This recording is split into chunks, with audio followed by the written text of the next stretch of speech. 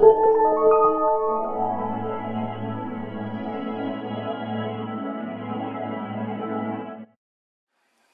used to ask myself what kind of person I needed to be in order to take the life of another.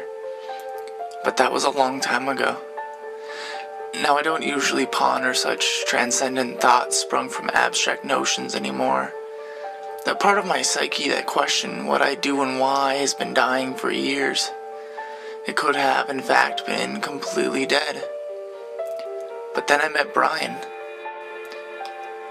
Upon my first interview with him, I had my assumptions as to who he required my services for. I need you to get rid of somebody for me. Everything seemed cut and dry. He was a powerful executive for a large consumer goods firm who was married 7 years to a gorgeous woman. For the past 2 years, his wife is engaged in a classic form of sleeping with the enemy, providing insider information as well as spreading her legs for a powerful high-level competitor. When Brian finished his woeful tale, I waited to hear which individual would be the hit. Was it his wife or her lover, or perhaps it was both?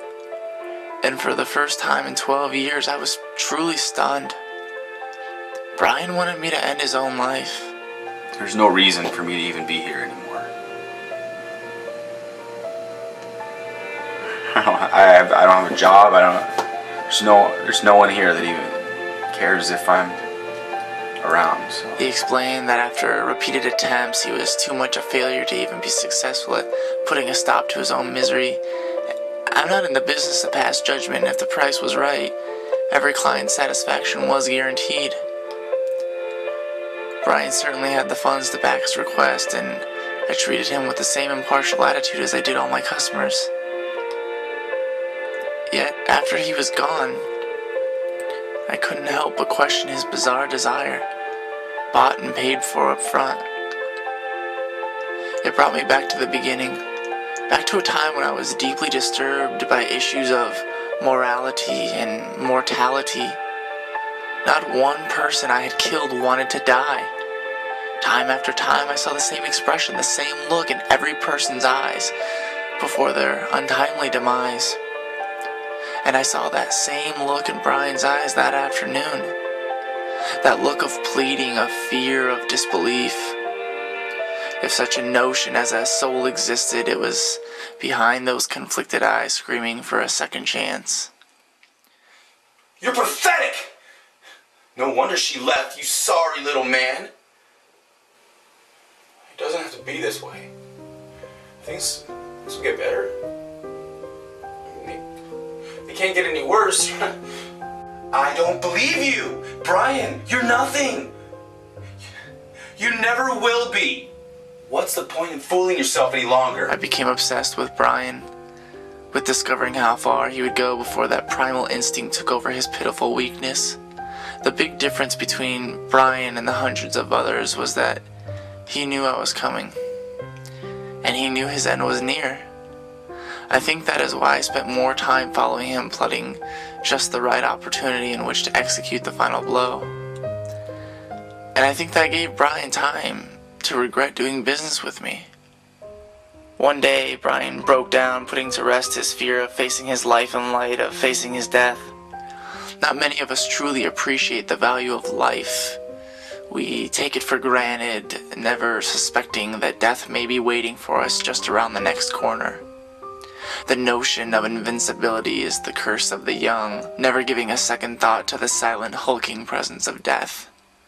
Brian was quickly becoming the exception to this widespread disease, expecting death with every emitted breath, fearful it would be his last. Behind that conflict, that sadness in his eyes, Brian was truly beginning to see. Somewhere along the way, Brian discovered a newfound joy in the simplest, most childish of pleasures. Forgotten were his delusions of the perfect existence.